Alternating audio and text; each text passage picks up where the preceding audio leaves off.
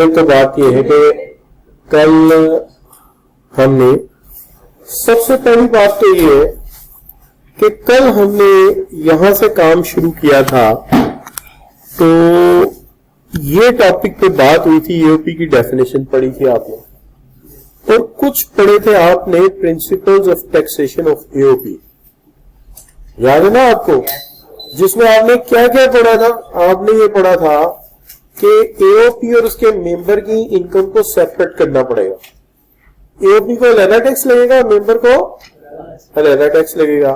और हमने ये पढ़ा था कि एओपी रेजिडेंट हो जाएगी अगर उसकी मैनेजमेंट का एक भी बंदा आपके मुल्क में आके कोई एक्टिविटी परफॉर्म करता है, कोई मीटिंग करता है या ट्रांजैक्शन डील करता है, तो आपकी रेजिडेंट एओपी हो जाएगी। और जब आपकी रेजिडेंट एओपी हो जाएगी तो उसके तमाम इनकम, यानी जो वो इनकम जो उसने वर्ल्ड वाइड कमाई है, उस सारी पे क्या लगेगा? टैक्स लगेगा, उस सारी पे टैक्स देना पड़ेगा। तो आप अगर देखेंगे, और इसी तरह फिर आपने पढ़ा था कि AOP has paid for a tax year the amount receive by the member of AOP in capacity member out of income of AOP shall be exempted from tax. कि अगर एओपी की इनकम पे टैक्स लग गया तो फिर जितने member हैं उनकी टैक्स, उनकी इनकम जो है उस पर टैक्स एग्जेम्प्ट हो जाएगा, क्योंकि वो उस इनकम का हिस्सा एओपी के इनकम से एज अ टैक्स जा चुका है, लिहाजा उनकी वो आमदनी पाक हो चुकी है। इस तरह के सवालात जो है वो जब भी आते हैं वो 5 से 6 नंबर का होता है। उसकी वजह ये कि उसमें एक प्रिंसिपल नहीं 4 प्रिंसिपल बताने पड़ते हैं स्टूडेंट को, तो इसलिए इसके मार्क्स ज्यादा है। अगर आप देखें तो सितंबर 6, 5, 15 और 19 ये वो ईयर्स हैं जिसके अंदर ये सवालात आए हैं। मैंने उनकी कुछ जो शेप है वो यहाँ रख दी है कि कैसे explain the provision of tax ordinance 2001 regarding principles of taxation of association of persons.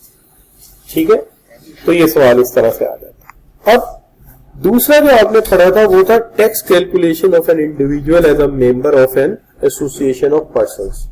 तो member of association of persons के हवाले से भी सवाल आ जाता है और वो भी अच्छे खासे मार्क्स का है। ये देखेंगे आप, सितंबर 2014 की बात है। तो क्या सवाल है? Briefly discuss the provision of tax ordinance in respect of the following situation. Farhan receive ₹9,60,000 as his share of profit from AOP during the tax year 2014 and he also earned income from other source। तो आपको ये लिखना पड़ेगा कि होगा ये कि उसकी जो इनकम फ्रॉम अदर सोर्स है उसमें जो एओपी की इनकम आई वो हम जमा करेंगे, लेकिन हम जमा टैक्स रेट निकालने के लिए करेंगे और कोई पर्पज नहीं है। तो जब उसका वो एग्रीगेट आ जाएगा उसके ऊपर हम क्या लगाएंगे? टैक्स लगाएंगे। इस तरह हमारे पास 2 चीजें आ जाएंगी, एक टैक्स आ जाएगा जो ऊपर आ जाएगा, अमाउंट ऑफ टैक्स, ठीक है, amount of tax on total income AOP की भी और उसकी एक्चुअल इनकम भी, और दूसरी तरफ बी आ जाएगा जो कि उसकी टैक्सेबल इनकम है जो एओपी की भी है और एक्चुअल भी है, दोनों जमा हो जाएंगी। ए ऊपर रखेंगे, बी को नीचे रखेंगे, ए को बी पे डिवाइड करेंगे और मल्टीप्लाई कर देंगे सी, और सी क्या है?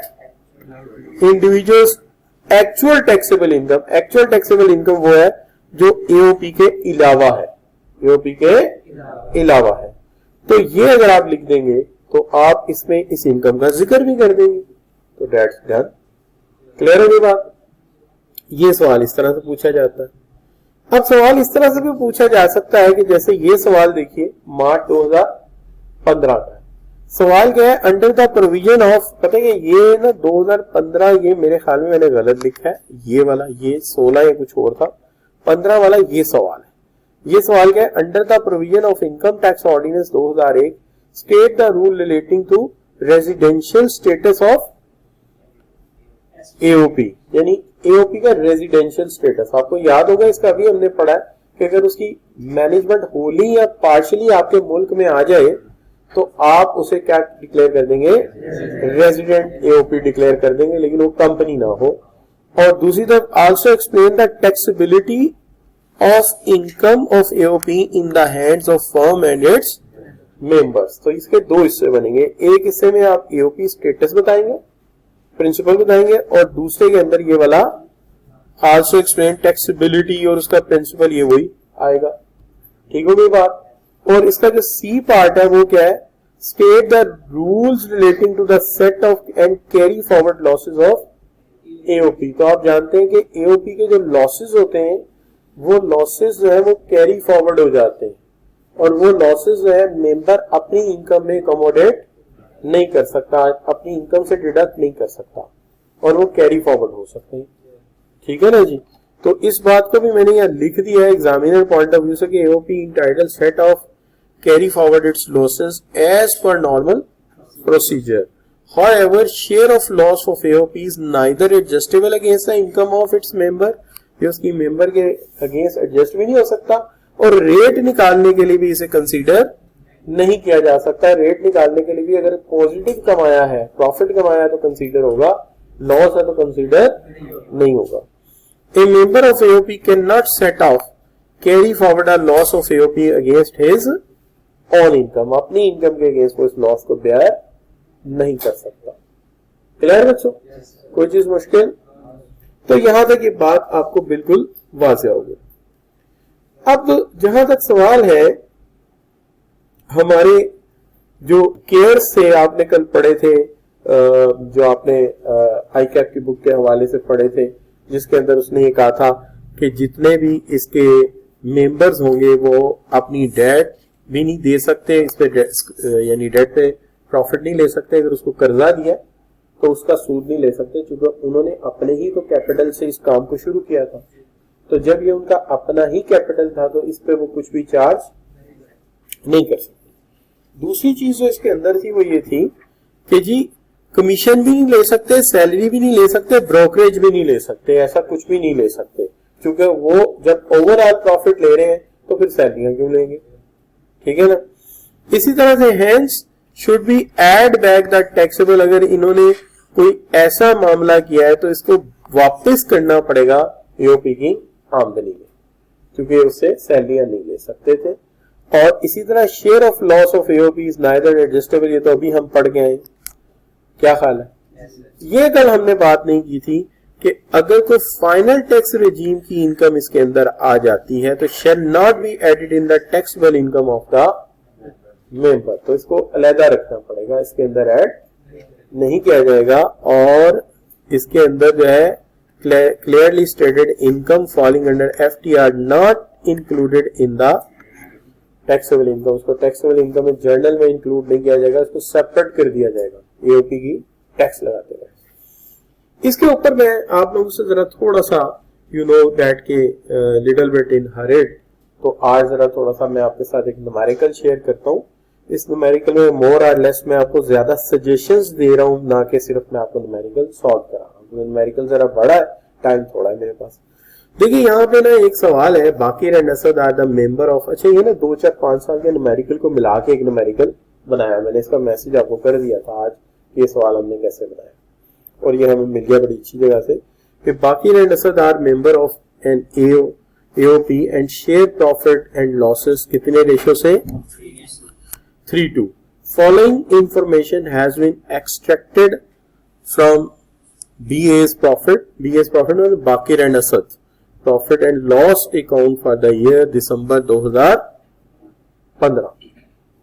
अच्छा, ईयर एंडेड दिसंबर 2015। इसका मतलब यह है कि ये थोड़ी सी बात हमें तो याद होनी चाहिए।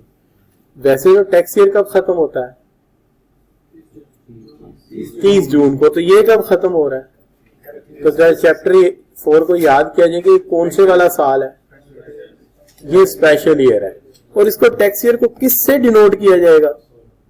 क्या ख्याल है? इसको डिनोट किया जाएगा कौन से वाले टैक्स ईयर से? टैक्स ईयर 2016, क्योंकि इसकी एंडिंग डेट फॉल उसमें कर रही है, नॉर्मल वाले टैक्स के साल के अंदर फॉल कर रही है, जो वो 16 है। क्लियर जी? अच्छा, तो ये ज़हन में रखते हुए इसको सॉल्व हमने करना। अब सबसे पहली बात यह है कि यहां पर इन्होंने कुछ इंफॉर्मेशन दी हुई है। सेल्स टैक्स है, कॉस्ट ऑफ सेल्स है, ग्रॉस प्रॉफिट है एंड एडमिनिस्ट्रेटिव सेलिंग एक्सपेंसेस है, फाइनेंशियल चार्जेस दिए हुए। ये बड़ी नजर रखने वाली चीज है, फाइनेंशियल चार्जेस दिए हुए। किसी चीज के फाइनेंस करवाया उसके चार्जेस यहाँ ऐड किए हुए। और अदर इनकम है, और सबसे बड़ी बात यहाँ क्या दिया हुआ है, प्रॉफिट बिफोर टैक्सेशन। कितना है वो, 58 lakhs, 58 lakhs। अच्छा, उसके बाद इन्होंने कुछ एडिशनल इंफॉर्मेशन भी दी हुई है, उसको भी देखते हैं। मिसाल के तौर पे provision of 75,000 against slow moving stores and spare parts. असल में होता यही अकाउंट्स में कि जो स्पेयर पार्ट नहीं बिक रहे होते ना, हम उसको क्या कर लेते हैं, हम उसको कॉस्ट में डाल देते हैं कि ये बिकने बुकने कोई नहीं है, ये बस अब जंग लग गया, जया हो गए या एक्सपायर होने वाले हैं, तो ये हम माइनस कर देते हैं।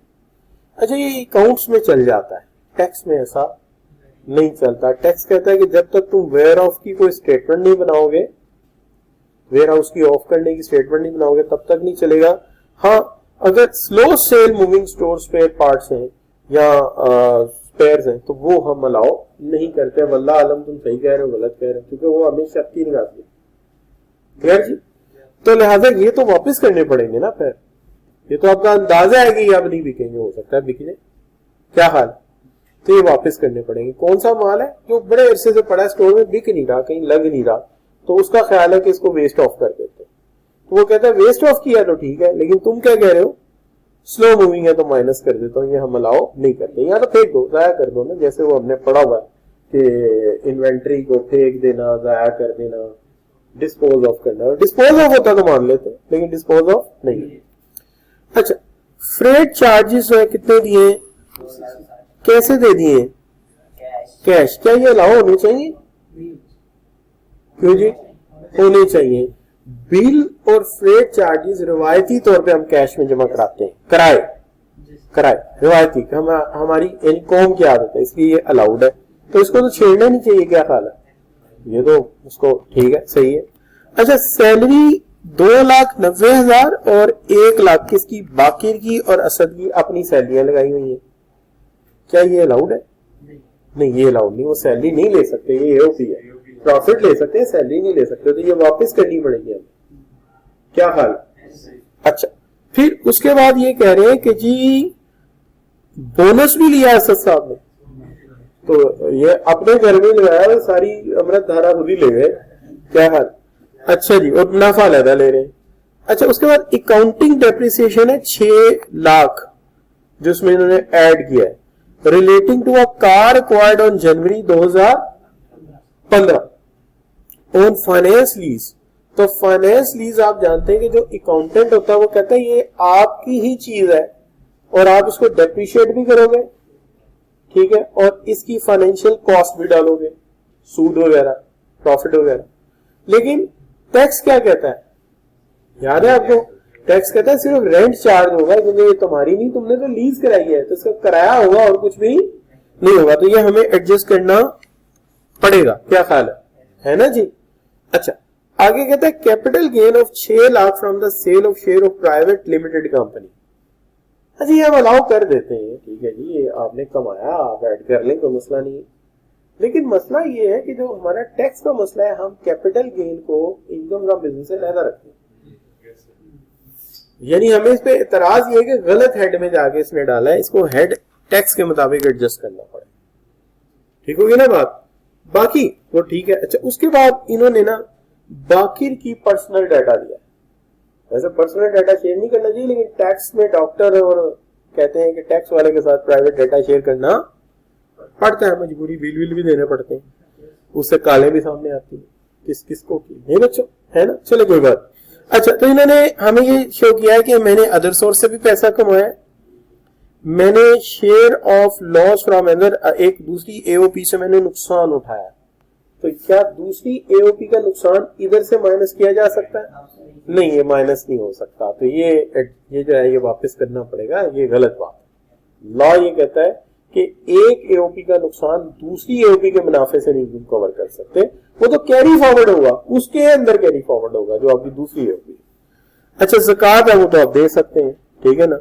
और investment in share given by privatisation commission of Pakistan, तो ये प्राइवेटाइजेशन कमीशन ऑफ पाकिस्तान के ना कुछ इसने शेयर्स खरीद दिए। कोई भी कंपनी पहले पब्लिक कंट्रोल में थी, गवर्नमेंट के कंट्रोल में थी, वो प्राइवेटाइज हुई, इसके शेयर्स खरीद दिए। आपको याद है इसके ऊपर हमें इसे कुछ देना पड़ेगा, क्या देना पड़ेगा, टैक्स क्रेडिट देना पड़ेगा, क्योंकि दो तरह के क्रेडिट है, एक नई कंपनी के शेयर्स खरीदना और दूसरा हुकूमत का हाथ बटाना प्राइवेटाइज करने में चीजों, तो उसके ऊपर टैक्स क्रेडिट मिलेगा इसको। तो इसका मतलब सवाल खासा लंबा चौड़ा बना दिया इन्होंने। तो ऐसा करके सवाल का ना फेस बनाते हैं, और फेस को भी नहीं छेड़ते, फेस बाद में बनाएंगे क्योंकि ये सबसे आसान काम है, लेकिन ये बाद में करेंगे। तो ऐसा करते हैं, यहां लिख देते हैं, यहां पे हमने बनाना है चेहरा, फेस, तो ये सवाल का फेस है। लेकिन हम शुरू कहां से करेंगे? हम ऐसा करते हैं, हम शुरू करते हैं इसको इनकम फ्रॉम बिजनेस से, इनकम फ्रॉम बिजनेस है। फिलहाल हम पहली स्लाइड को रख लेते हैं, बाद में इसको उठा के दूसरी पे कर देंगे। तो हम यहां शुरू कर देते हैं income from business, income from business, और ये वर्किंग इसकी नंबर 1 कर देते हैं। फेस में जाके लिखेंगे ना कि हमने इनकम फ्रॉम बिजनेस कहां से लाए, तो वर्किंग 1 से लाए। अच्छा, इसमें ना सबसे पहले लिखना पड़ेगा प्रॉफिट बिफोर टैक्स। आप लोग चाहें तो आप भी स्टेटमेंट रख सकते हैं, मैंने तो भेजी थी आप बच्चों को, अपने मोबाइल में खोल सकते हैं, मैंने तो खोली हुई है, मैं वहां से देख रहा हूं। तो प्रॉफिट बिफोर टैक्स, तो प्रॉफिट बिफोर टैक्स जो है ना बच्चों, वो था इसका 58 lakhs। अभी हम देख के आए 58 lakhs। अच्छा, उसके अंदर ना आपको याद है कि मैं ना इसको वर्टिकली सॉल्व नहीं करता, मैं इसको ना टेबल शक्ल में करता हूं कि एक तरफ वो चीजें ऐड कर दें जो उसने गलत माइनस की हुई, और दूसरी तरफ वो चीजें लेस कर दें जो टैक्स में लेस करना अलाउड है। ठीक है। अच्छा, अब जो ऐड किया हुआ ना इसने, सबसे पहली बात जो है वो है, जो हम यहां से देखते हैं ना, तो ये 75,000 जो प्रोविजंस में इसने लिया हुआ ना, ये गलत है। तो हमें सबसे पहला तो यही काम करता हूं नेकी का, provision of slow sale articles, slow sale articles, ये है बच्चों 75,000, ये वापस कर दिया मैंने। ठीक है। अच्छा, दूसरी तरफ ना अगर उसने मुझे कहे ना फ्रेट चार्जेस, तो फ्रेट चार्जेस पे मुझे कोई इतराज नहीं है, मैं ऐसे ही मेंशन कर देता हूं कि जो फ्रेट चार्जेस आपने हमें कहे थे ना, वो हम यहाँ तो लिखते ही नहीं, या हम लिख देते हैं कि यार ये जो फ्रेट चार्जेस है ना, इस पे हमें कोई एतराज नहीं है, ये बिल्कुल ठीक है, उसकी हर काम पे हमें एतराज नहीं करना। ठीक है। लिखना है ना, भी लिखेंगे तो कोई मसला नहीं है, जगह हो तो लिख दो, नहीं तो मैंने तो पूरी स्लाइड इसके लिए वक्फ की है, इसलिए मैंने कहा लिख देते हैं, जो है देखिए। अच्छा, दूसरा उसके बाद ना पता है क्या बात है, इसने ना जुल्म ये किया है कि इन लोगों ने अपनी सैलरीज रखी हुई है, तो ये जो सैलरीज है ये मैं वापस कर रहा हूं, सैलरीज ऑफ असद एंड बाकिर। ये सैलरीज पता है कितनी कितनी है, मेरी स्टेटमेंट में 2,90,000 एक की है और 1 लाख जो है एक दूसरे की है। तो ये ना वापस किया जो हमने पैसा, ये है 3,90,000, ये हमने वापस कर दिया है। ये ऐड होगा ना बच्चे, ऐड होगा, वापस करेंगे ना, इसने ये माइनस किया हुआ है। देखिए ना उसने किसमें लिखा है, उसने लिखा है ये देखिए कॉस्ट में लिखा है, इसका मतलब उसने माइनस किया, हमने उसके काम को उलट करना होता है। ठीक है ना, हमने उसके काम को रिवर्स करना होता है, तो हमने उसके काम को रिवर्स कर दिया। ये देखिए ये एक्सपेंसेस है, एक्सपेंसेस। अच्छा, इन एक्सपेंसेस में फिर एक चीज आ गई, बोनस। बोनस किसी साहब ने लिया था, लेकिन चले जो भी नाम है उसका हम ये भी वापस करेंगे। तो कितना बोनस था, 3,10,000 पार्टनर का बोनस था, ये भी वो वापस करें, कोई लॉजिक नहीं बनती इसकी। अच्छा, तीसरी चीज अगर आप देखेंगे ना तो वो आता है, अब इनका बड़ा अहम चीज, इन्होंने ये जो गाड़ी ली हुई है ना, एक कार, तो ये इन्होंने एक्विजिट की हुई है। यहाँ की ना स्टेटमेंट में थोड़ी बहुत कोई मिसिंग हो गई होगी। ये देखिए फाइनेंशियल चार्जेस इन्होंने लिखे हुए इसके, और इसका लीज भी लिखा हुआ, यानी उसका आप कह सकते हैं कि उसने जो है वो भी लिखा हुआ है, और साथ उसके जो है उसने रेंटल भी लिखा हुआ। ठीक है ना। अच्छा, लीज चार्जेस सॉरी लिखे हुए। तो इस सेंस में अगर देखेंगे ना, तो मैं ये करूंगा कि ये जो इसने डेप्रिसिएशन लिखी हुई है, डेप्रिसिएशन ऑफ कार ये मैं ना माइनस कर रहा हूं, क्योंकि ये हमें उसकी डेप्रिसिएशन पे एतराज है, हमें उसका मेथड भी नहीं पता कि उसने स्ट्रेट लाइन मेथड लगाया या हमारे वाला WDV लगाया, तो उसकी वाली डेप्रिसिएशन माइनस। अगर ये प्लांट होता, लेकिन जो लीज है उसपे तो हम वैसे ही वापस कर देते हैं। क्यों? क्योंकि हमारे नजदीक जो टैक्स वालों के नजदीक लीज होती है अपना एसेट नहीं होता, तो किराए का एसेट होता, तो हम उसको वापस करेंगे। और ये जो फाइनेंस चार्जेस है ना, फाइनेंस चार्जेस ये भी वापस करूंगा। तो फाइनेंस चार्जेस पता है कितने हैं? वो है 4,62,000। ये मुझे पता है कहां से पता लगा है? ये देखिए यहाँ पे लिखे हुए 4,62,000 है इस अमाउंट के लिए। ठीक हो गई बात? और यहां से मुझे पता चला कि डेप्रिसिएशन 6 लाख है जो मैंने वापस कर दी। अब यहां पे ना कहीं इसका रेंटल भी लिखा होगा, ये देखिए लीज रेंटल, ये देखिए लिखा हुआ कि नहीं? तो हम इसका बदला वही चुका देते हैं। कहां?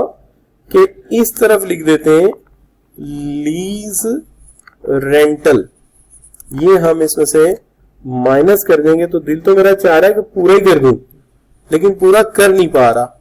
उसकी वजह क्या है? उसकी वजह यह कि स्टेटमेंट है ना आगे एक और मिथ डाली हुई है। वो मिथ ये डाली हुई है कि गाड़ी जो है ना व्हीकल 70% यूज होती है बिजनेस के लिए और 30% यूज होती है पर्सनल के लिए। तो उस किराए के 2 हिस्से करने पड़ेंगे, और हम सिर्फ कौन सा डाल सकते हैं? बिजनेस वाला डाल सकते हैं, दूसरा नहीं डाल सकते। लिहाजा ना मुझे इसको 70% से मल्टीप्लाई करना पड़ेगा।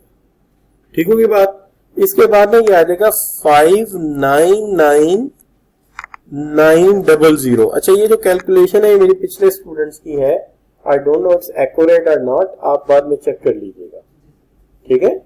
क्योंकि मेरे पास जरा लंबा काम है तो मैंने इसको आपसे भी करवा सकता हूं, बट आप बाद में कर लीजिए। ठीक है? अच्छा, मसला नहीं, कॉन्सेप्ट क्लियर जा रहा है। अच्छा, अब बच्चों एक चीज आ गई, और वो क्या है? वो जो उन्होंने कहा ना कि कैपिटल गेन है, तो ये कैपिटल गेन जो है ना मैं यहां माइनस कर रहा हूं। उसकी वजह ये है कि गेन है, तो गेन है तो उसने ऐड किया होगा। तो जो उसने माइनस किया था वो हमने क्या किया? ऐड। और जो उसने ऐड किया है वो हमने माइनस कर देना। तो इसलिए कैपिटल गेन फिलहाल मैं यहां पे निकाल रहा हूं, लेकिन मैं अपनी स्टेटमेंट में इसको जाके डालूंगा कैपिटल गेन में, और अपने तरीके से डालूंगा। मैं देखूंगा कि ये शेयर्स कब खरीदे थे, कब इन्होंने बेचे हैं, और उसके ऊपर साल ज्यादा हुआ तो फिर मुझे वो भी करना पड़ेगा। उसका जो 75% इन्होंने सारे लिख दिया, तो इसलिए मैं इसको यहां से माइनस कर रहा हूं जो इन्होंने कैपिटल गेन किया है शेयर्स को बेच के। तो ये इनका है 6 लाख। तो मैं ये 6 लाख जो है यहां पे ये भी लेस कर रहा हूं, और ये 6 लाख भी यहां पे मैं लेस कर रहा हूं। अब मेरा तरीकाकार ये है कि मैं यहां पे एक टोटल ले लूंगा। ये टोटल बनता है मेरा, दैट इज 76,37,000, और ये मैं यहां लिख दूंगा। तो आमतौर पे वो लोग जो आम सवाल हल करते हैं तो वो ये करते हैं, जहां भी आप देखेंगे वो ये नीचे लिख देते हैं। मैं पैरेलल लिख रहा हूं, ठीक है, ताकि ये ट्रीटमेंट आमने सामने आ जाए।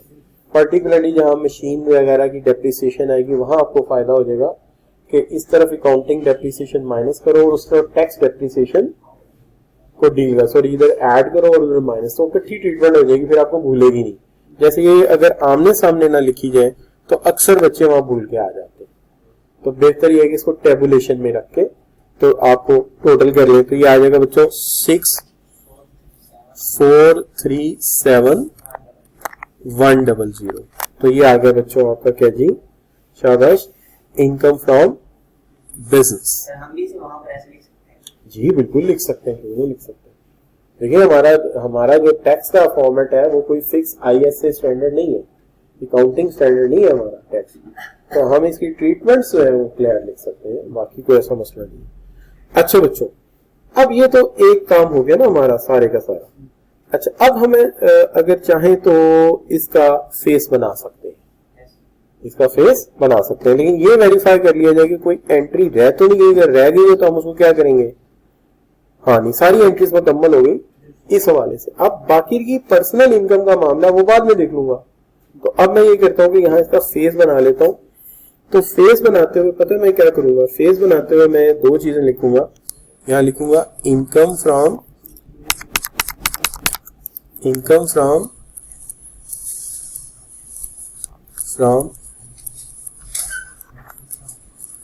ठीक है जी, एओपी एंड देयर ऑन। आप जानते हैं कि हम तीन हिस्से करते होते हैं, एक हिस्सा एओपी का, एक ए पार्टनर का, एक बी पार्टनर का। तो समझिए ये एक हिस्सा है जो फेस बन रहा है उसका। तो इनकम फ्रॉम बिजनेस जो है ना वो मैंने लिख दी वर्किंग 1 से देखकर, और वो मैंने लिख दी कितनी, शाबाश बच्चों, 64371000। गुड हो गया। अच्छा वो बच्चों ने गलत लिखवाई हुई थी, अब मेरा आपका जरा फर्क आना शुरू हो गया शायद। अच्छा अब बच्चों जो कैपिटल गेन है उसको इसके बीच में डालना पड़ेगा, कैपिटल गेन को इसके बीच में डालना पड़ेगा, क्योंकि ये जो कैपिटल गेन है ना किसी बंदे ने नहीं किया, ये कैपिटल गेन इस एओपी ने किया है। किसने किया है? एओपी ने किया है। तो ये इन्होंने खरीदे कब थे शेयर, जरा देखिएगा, ये क्या कह रहा है, शायद ये कह रहा है 1 अगस्त को खरीदे। तो अगर ये 1 अगस्त को खरीदे और बेचे हैं 30 सितंबर को, तो साल हो नहीं गया, साल इसको हो गया। तो इसका मतलब है यहां पे जो इनकम फ्रॉम कैपिटल गेन है ना वो आ जाएगी आपकी 6 लाख था ना, मल्टीप्लाई बाय 75%, तो ये आ जाएगा आपका 4,50,000।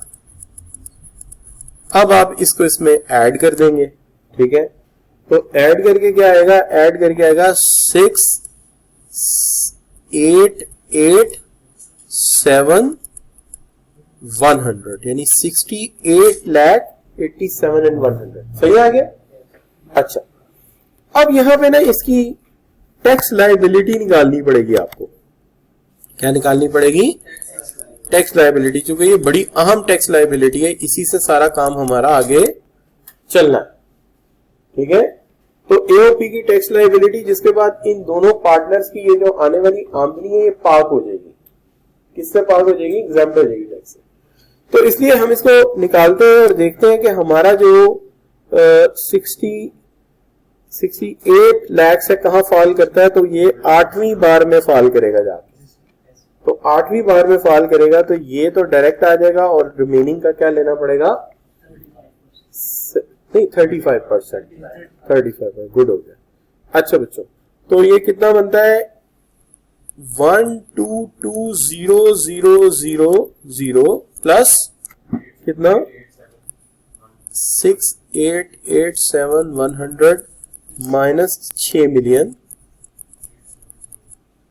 और मल्टीप्लाई बाय 35%। तो कितना आ गया बच्चों? 15,30,485। ठीक हो गया जी, ठीक हो गया जी। ये आ गई एओपी की टैक्स लायबिलिटी। किसकी आ गई? एओपी की टैक्स लायबिलिटी। अब देखिए यहां पे जो हमारा रिक्वायर्ड था वो क्या था कि अंडर द टैक्स प्रोविजन हमें रूल्स को देयर अंडर कंप्यूट करनी है tax in taxable income, net tax payable किसका, और उसके बाद किसका? मिस्टर बाकिर का। तो मिस्टर बाकिर के लिए कैलकुलेट करना और किसी के लिए कैलकुलेट, तो हमें एक का कहेगा, हम एक का करेंगे, हमें दोनों का कहेगा, हम दोनों का करेंगे, क्योंकि हमने तो नंबर का हिसाब रखना है ना कि हमें नंबर उतने मिलने हैं इसके। तो हम उस हिसाब से देखते हैं, तो हमें फिर डायरेक्टली बाकिर की तरफ जाना चाहिए, कोई और कार्रवाई नहीं करनी चाहिए। लेकिन मसला ये है कि हम बाकिर की तरफ जाएं या हम असद की तरफ जाएं, मसला ये बनता है कि तकसीम तो इनकम की हर सूरत होगी तो काम आगे चलेगा ना, अगर डिवीजन नहीं होती तो मसला हल नहीं होगा।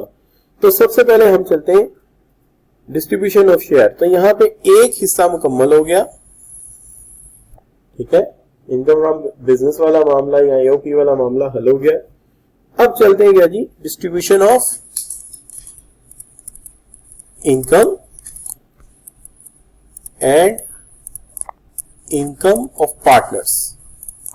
इनकम ऑफ पार्टनर्स, पार्टनर्स की इनकम क्या है? तो अगर पार्टनर्स की इनकम की बात करता हूं ना मैं, तो मैं यहां दोनों को ले लेता हूं। एक है बाकिर साहब जिनके लिए हमने आगे काम करना है, और एक है असल साहब। अगर देखें ना तो सैलरी की मद में ना दोनों ने पैसे लिए हुए हैं, आल्दो के टैक्स में हमने वापस किए हैं, लेकिन उनसे थोड़ी लेनी है वापस, वो तो खर्च कर चुके हैं, अपनी बेगमात को दे चुके हैं, वो खा पी चुके हैं, अब उन्होंने कहां से देने। अच्छा, तो इन्होंने लिए हुए 2,90,000 सैलरी में, और इन्होंने लिए हुए 1 लाख। उल्टा हो गया, चेक कर लेते क्योंकि हम भी तो सही है, बाकी रहे असल। अच्छा, अब बच्चों दूसरी तरफ ना बोनस भी किसी एक ने लिया था। बोनस किसने लिया था? असद ने लिया था। कितना? 3,10,000। ठीक है। अच्छा, उसके बाद ना अगर आप देखें तो इन्होंने कुछ पैसे जो है वो एओपी से भी लिए हुए हैं। क्या ख्याल है जी? सही है नहीं? तो जो इन्होंने प्रॉफिट लिया है, तो प्रॉफिट कैसे निकलेगा जी? शाबाश। एओपी की वो आमदनी जिसमें टैक्स माइनस ना हुआ हो, चूंकि यहां पे तो आप ये टैक्स माइनस करेंगे ना एक दफा इसमें से। क्या ख्याल है? टैक्स माइनस कर लेंगे ना आप? छोड़ दूं ये कर लोगे ना? लेकिन हमें कौन सी चाहिए? टैक्स ना हुआ। अच्छा, तो मसला ये है कि ये बन गई 6887 मल्टीप्लाई बाय, उन्होंने रेशियो बताई थी वैसे, कंफर्म 3:2। ठीक है, तो पहले वाले की 3 और दूसरे वाले की 2, तो 6887 यहां जरा ये आपको निकालनी पड़ेगी, क्योंकि मेरे पास जो है ना वो इतनी वाज़ेह नहीं निकाली बच्चों ने। श्योर जी?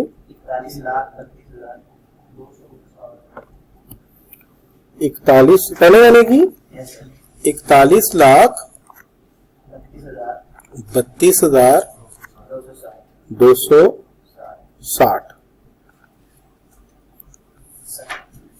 सही है? 41,32,260, तो 2260। ठीक है जी। अच्छा, और दूसरे वाले साहब की 27,54,840। तो ये हो गई जी। आप इन दोनों को जमा करके टोटल करके वेरीफाई भी कर सकते हैं कि दोनों की ठीक आई है कि नहीं आई। क्या हाल है बच्चों? ठीक हो गई बात? इसमें हमने ये वाली अमाउंट तो ली है जिसमें टैक्स हमने पे नहीं किया था। असल में ये फार्मूले में यूज होती है, ये एक फार्मूला है जिसमें हम इसको यूज करते हैं। होना तो ये चाहिए जिसमें टैक्स दिया था उसके बाद उनको प्रॉफिट, तो बड़ी वाली अमाउंट पकड़ लेते हैं अक्सर, तो ये अमाउंट थोड़ी बड़ी है। क्या ख्याल है बच्चों? अच्छा, अब ना आपने ये फाइंड आउट कर लिया है कि ये इनकी क्या है, इनकम है। अब मैं बाकी का हिसाब कर सकता हूं? आखिरी काम यही रह गया। अगर मैं बाकी का हिसाब निकाल दूं तो मेरा सवाल मुकम्मल हो जाएगा। तो मैं यहां लिख सकता हूं income of Baqir and thereon, income of Baqir and thereon for the tax year 2016। अच्छा, तो अब देखा जाए तो बाकिर ने खुद बताया था कि उसने कुछ पैसा कमाया है, कहां से? इनकम फ्रॉम अदर सोर्स से। तो हम इसको ले लेते हैं इनकम फ्रॉम अदर सोर्स। तो income from other source and this is काफी बड़ा पैसा है, 25 लाख रुपया कमा लिया। अच्छा पैसा, होनहार बच्चा। अच्छा, इसमें ना एक चीज और है कि इसे ना ज़कात भी देनी है। क्या ख्याल है? इसे ना ज़कात भी देनी है। तो ज़कात जो है वो क्या है? 30,000 है। तो हम इसकी ज़कात जो है वो लिख लेते हैं। वैसे मैं एक चीज और कर लेता हूं, लॉस ऑफ अदर एओपी। कितना है 35,000। ये ना मैं यहां लिख के तो काट रहा हूं, ठीक है, ये आपके जहन में फिर रहेगा कि ये ना इसमें नहीं हो सकता, ये इसमें नहीं हो सकता, तो ये मैं काट रहा हूं, ठीक है, ताकि आपको याद रहे। अच्छा, अब ज़कात माइनस कर देते हैं। ज़कात कितनी है बच्चों 30,000, ये इसमें से हम माइनस कर देते हैं, तो ये आ गई इनकी ज़कात, ठीक है जी। दिस इज व्हाट द ज़कात इज, नो प्रॉब्लम। अच्छा, तो कितनी आ गई जी 235।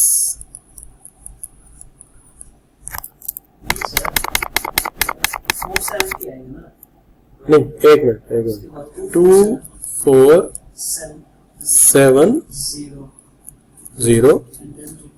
देन 000, ठीक हो गया।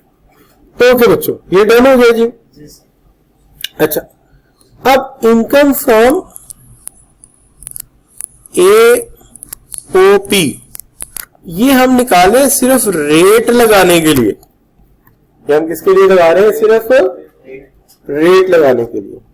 तो रेट लगाने के लिए हम इसको ले रहे हैं, तो चलिए रेट लगा दीजिए, शाबाश। क्या रेट लगाएंगे आप, रेट लगाने के लिए हम इसको लगा रहे हैं, और ये इनकम है इनकी कितनी, शाबाश निकाली थी यार आप लोगों ने, कितनी 41 32 नहीं यार यहां लिखनी थी 41 32 260। तो ये दोनों को जमा कर दीजिए, ये दोनों को जमा कर दीजिए, ठीक है जी। कितनी 66 02 260। अब हमें ना इस पे टैक्स लायबिलिटी निकालनी पड़ेगी। क्या निकालनी पड़ेगी, तो निकालिए टैक्स लायबिलिटी। आपके पास टेबल है, वही वाला लगेगा ना, कौन सा, 1,2,2,0,0,0 जमा 660 260 माइनस 600 मल्टीप्लाई बाय 35%। ठीक हो गई जी बात। चलिए, तो कितना आ गया जी,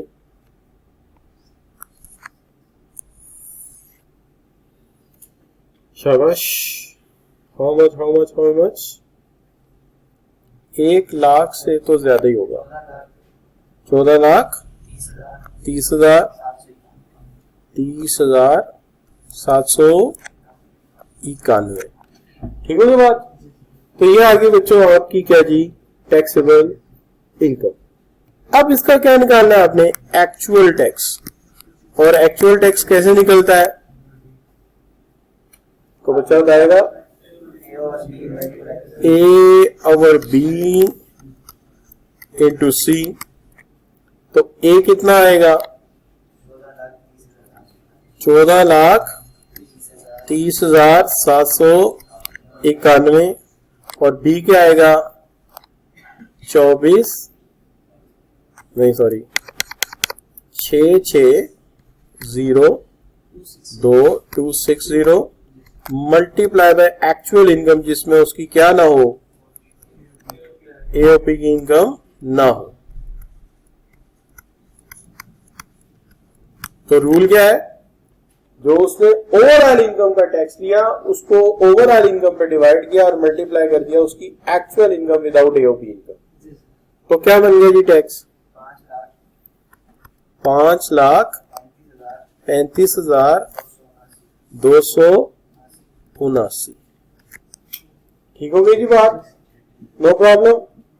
अब यहां तक हम पहुंच गए कि उसका टैक्स रेट। अब आपको जवाब आ गया कि उन्होंने रेट निकालने के लिए कहा, इसे रेट निकालते वक्त उन्होंने कहा है कि आफ्टर टैक्स इनकम नहीं लेनी, बिफोर टैक्स इनकम तकसीम करनी। अच्छा, ताकि वो जी ये इनकम जो तकसीम तो पहले हुई है, तकसीम तो उसूली तौर पर पहले हुई है, आदों के टैक्स दिया गया लेकिन तकसीम तो पहले बांट चुके, इतना तेरा है इतना मेरा है, फिर टैक्स दे रहे। तो लिहाजा उन्होंने इस तरीके से इसको लिया। अब मसला ये है कि इसने ना कुछ शेयर्स खरीदे हुए हैं, कितने के? 50,000 के। तो एक टैक्स क्रेडिट का फॉर्मूला है हमारा, क्या है? टैक्स क्रेडिट, वो क्या फॉर्मूला है जी? वो है A over B into C, A over B into C। तो A और B into C का जो मामला है, इसके अंदर हमें टैक्स लेना है और टैक्सेबल इनकम लेनी है। अब जरा गौर से देखना है मैं कौन सी इनकम ले रहा हूं। ये बढ़िया, मैंने रेट वाली नहीं लेनी, क्रेडिट देते वक्त मैंने ओवरऑल वाली लेनी है इनकम।